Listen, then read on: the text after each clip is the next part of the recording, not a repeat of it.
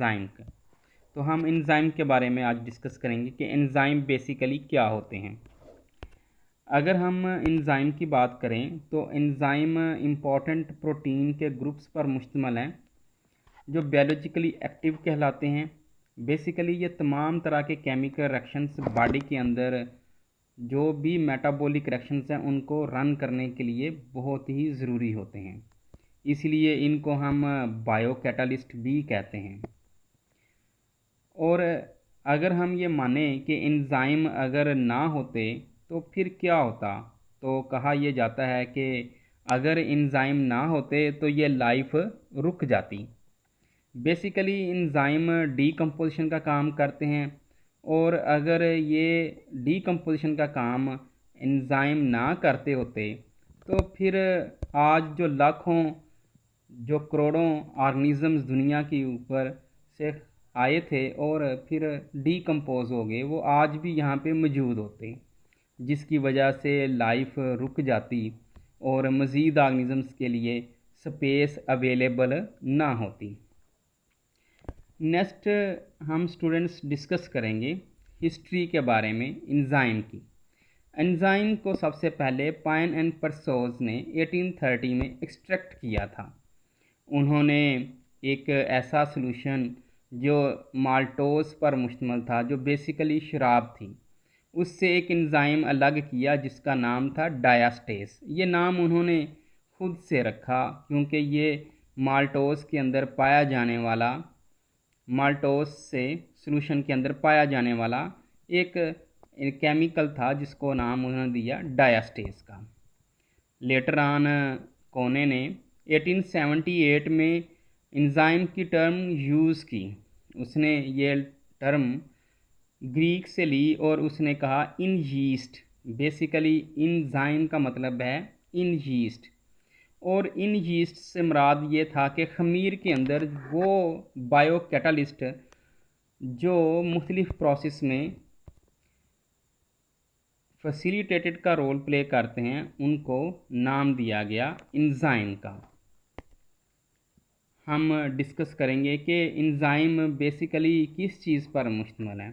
जैसा कि हमने प्रीवियस डिस्कस किया कि एंजाइम प्रोटीन पर मुश्तमिल होते हैं, तो इसका मतलब है प्रोटीन अमाइनो एसिड्स पर मुश्तमिल हैं, और ये अमाइनो एसिड्स की लॉन्ग चेन्स एक दूसरे के ऊपर काइल्ड होती हैं, और ये काइल्ड स्ट्रक्चर जो है ग्लोबुलर स्ट्रक्चर बनाते हैं। और अगर हम यहाँ पे ये देखें तो बेसिकली हमें ये पता चलेगा कि एंजाइम मुख्तलिफ़ तरह के केमिकल्स से मिल के बने होते हैं, और ये केमिकल बेसिकली अमाइनो एसिड्स कहलाते हैं, और यही amino acids globular structures maintain करते हैं एंजाइम का। नेक्स्ट यहाँ पे हम देखते हैं कि कुछ एंजाइम किस फॉर्म में हमें मिलेंगे।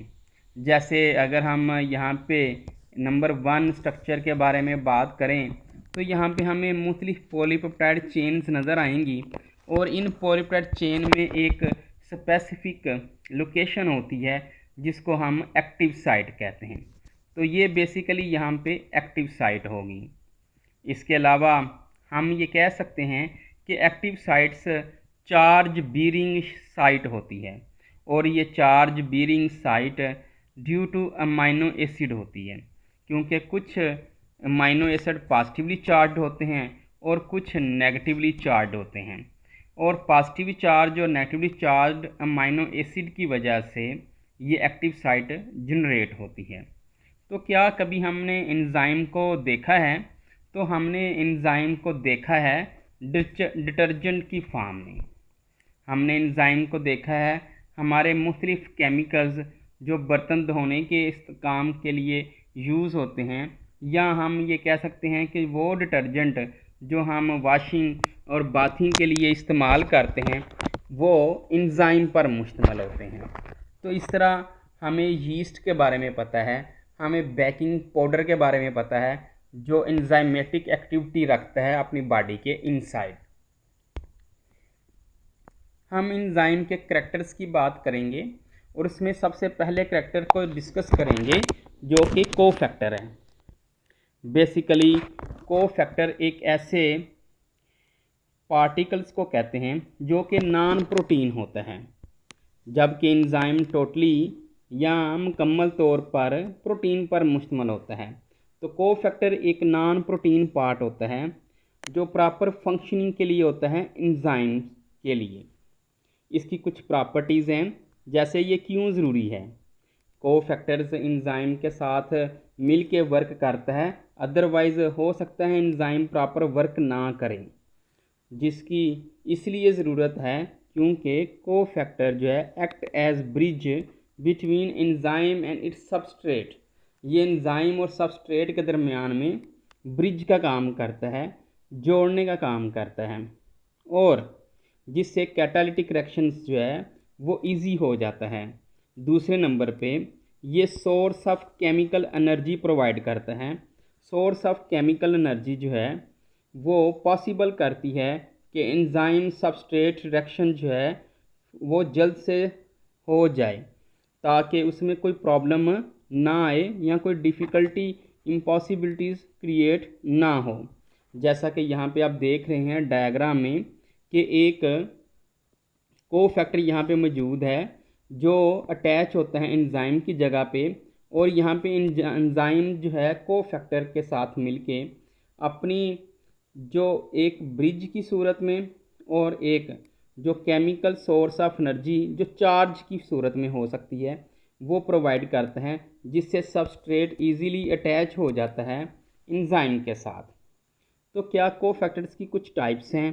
तो कोफैक्टर्स की फॉलोइंग 3 टाइप्स को हम डिस्कस करेंगे, जिसमें सबसे पहले नंबर पे एक्टिवेटर, दूसरे नंबर पे प्रोस्टैटिक ग्रुप, तीसरे नंबर पे कोएंजाइम। तो सबसे पहले हम डिस्कस कर लेते हैं एक्टिवेटर को, जिसमें हम सबसे पहले देखेंगे मेटेलिक आयन कोफैक्टर के तौर पे होते हैं। सम एंजाइम यूज़ मेटल आयंस जो कि कोफैक्टर के तौर पे हैं, जैसे मैग्नीशियम, फेरिक, कॉपर, जिंक।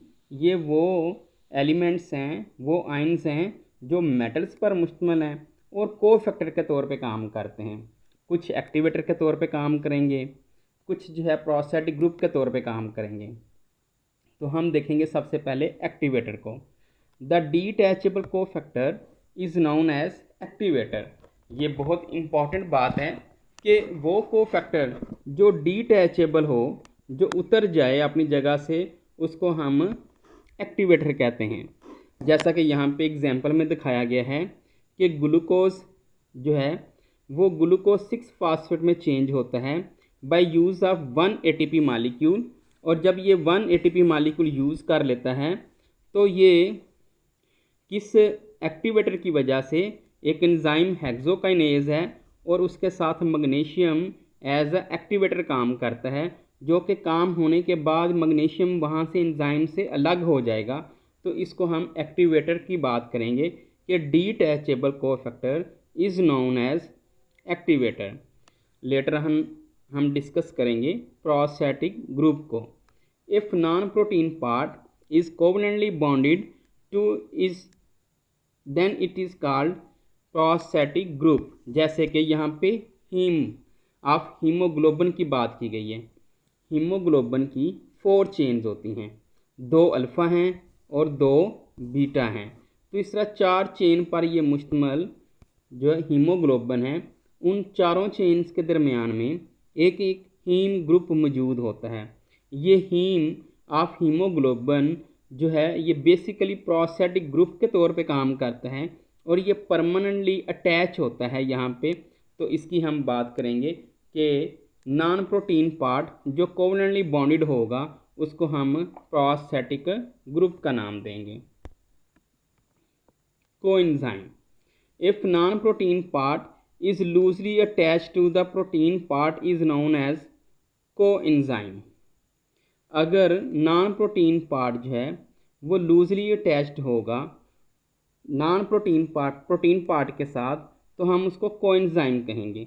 जैसा कि हम ये समझ सकते हैं कि ऐसे केमिकल्स जो बेसिकली विटामिन्स हो सकते हैं, हार्मोन्स हो सकते हैं, NAD FAD हो सकते हैं, ये कोएंजाइम के तौर पे काम करते हैं और ये यूज़ हो सकते हैं अगेन एंड अगेन। मतलब जब वर्क करना होगा तो ये जुड़ जाएंगे, जब वर्क नहीं करना होगा तो ये वहाँ से स्किप हो जाएंगे, रिमूव हो जाएंगे। तो ऐसे केमिकल्स को हम कोएंजाइम का नाम देते हैं। एपोएंजाइम एंड हॉलोएंजाइम दो टर्म्स हैं जो कैरेक्टरिस्टिक्स में हम डिस्कस करेंगे। एपो का मतलब है इनएक्टिव एंजाइम। बेसिकली यहाँ पे हम ये बात कर रहे हैं कि ये इनएक्टिव एंजाइम के बारे में है, कि ऐसा एंजाइम जो इनकम्प्लीट है।